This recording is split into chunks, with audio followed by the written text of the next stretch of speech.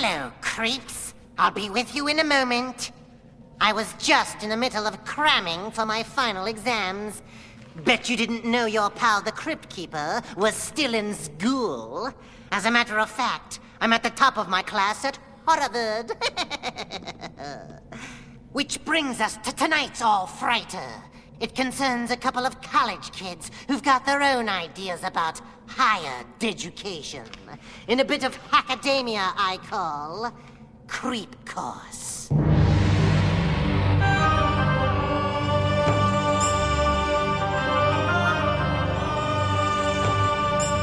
The 18th dynasty produced some of the greatest rulers ever to hold the throne of Egypt.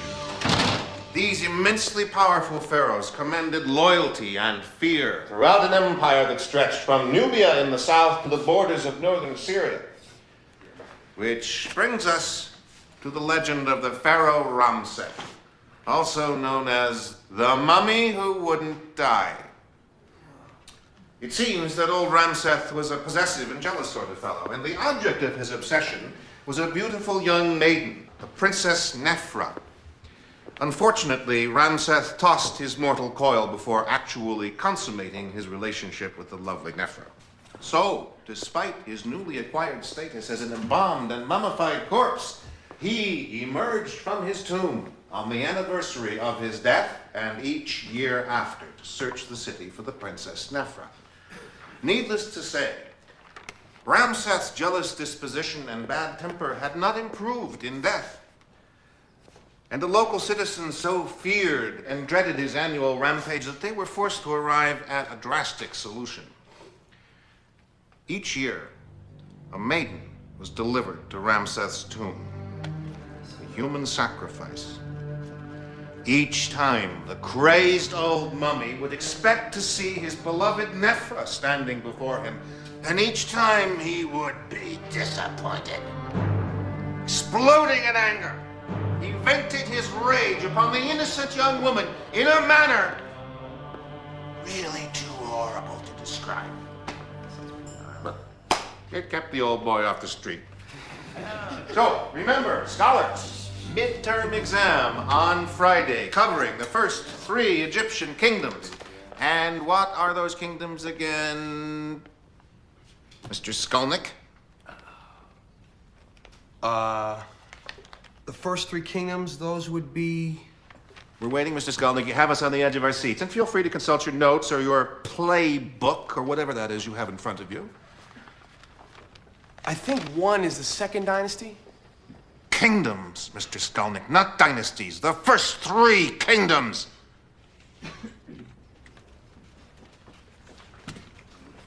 I don't know, sir.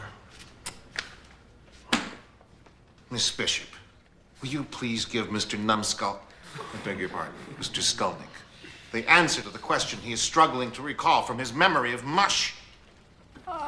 Early dynastic, old kingdom, and first intermediate period. Did you hear that, Mr. Skolnick? Are you listening? Do I, at long last, have your attention? Yes, sir. If you fail to pass this test, Mr. Skolnick, you will be ineligible to participate in the one activity at which you truly excel. And although I personally rank football below keel hauling as a cultural experience, I believe it has some importance to you and your classmates. Just a word to the wise, Mr. Skolnick. Class dismissed.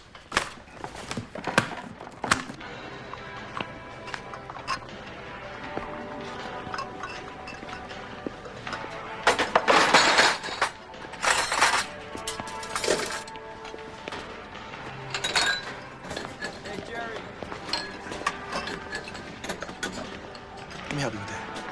Thank you, it's fine. You're Stella, right? Your name is Stella? Yes, it is. Reggie Skolnick. You are. Working hard, I see, huh? It's just a couple hours a day. You know, it's more convenient working on campus than off, and, excuse me.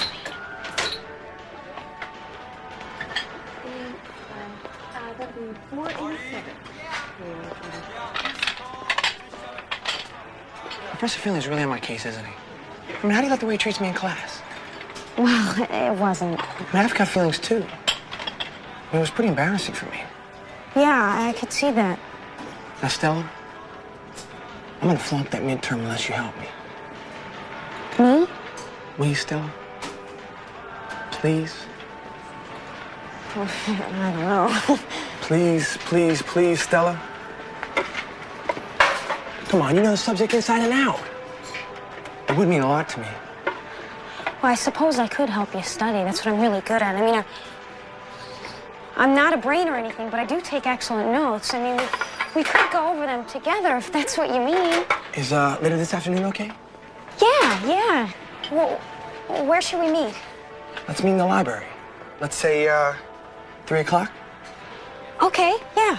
Okay, great. It's a date then. I'll see you, Stella. Okay. Bye.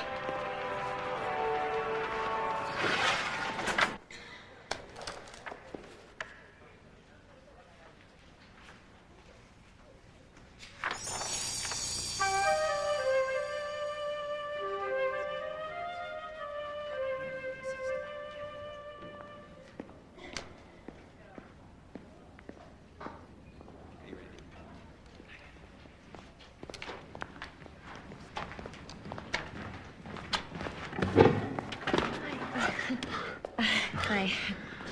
Sorry I'm late. Oh, you are? Oh, I didn't even notice. You didn't bring any stuff?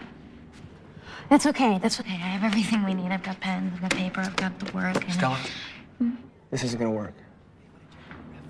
What? Studying won't help me. I'm just not cut out for it. I've tried. I mean, I really have. But that never seems to stick. Finley's right. I mean, the only thing I'm good at is football. Sure. I understand. Stella, wait. Now, there is something you can do for me. Now, Finley keeps a collection of old Egyptian stuff at his house.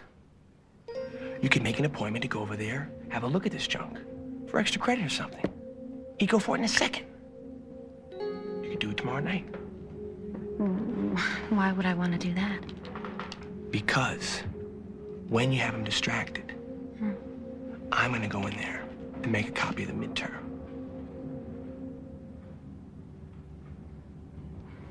I couldn't do that.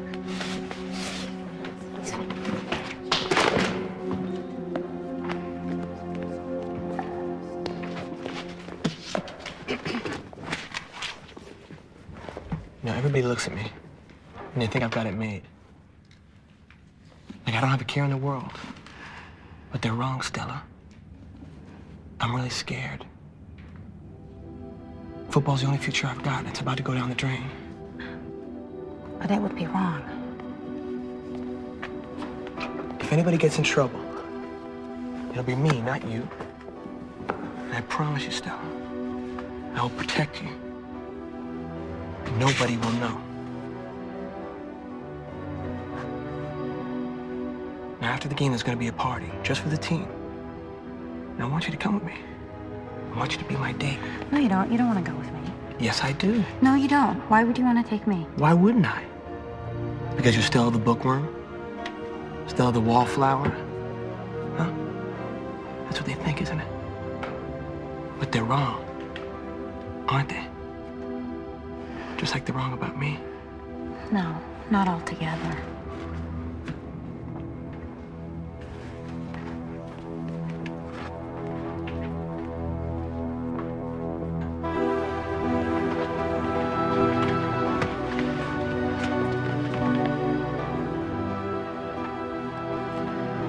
I see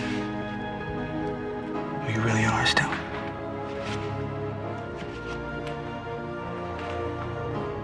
I see what everybody else misses. Well, I can't see at all without my glasses.